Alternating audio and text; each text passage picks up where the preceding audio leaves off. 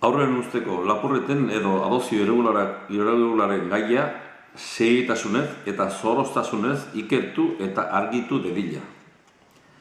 Behar degula laguntza serioa eta zorrotza beroegietan, ez orbaldan jo eta lagunduko dizuegu esan bakarrik.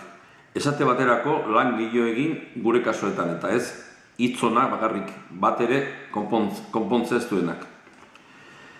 Justiziak bere lana egin dezala, ondo, eta ez dedila artxibatu kasuak. Kaso asko daude argi ikuste dienak, irregularki haundik darela, eta guk gurasoak daukagu zuzen bidea jakiteko zein eta zer gertatu zen gure familiekin.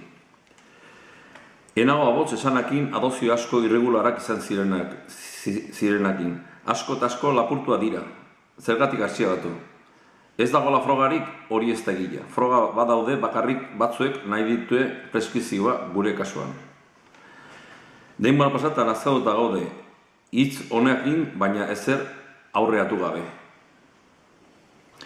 Enago aboz psikosi dagoela, eta ez dala behin aurrik lapurtu.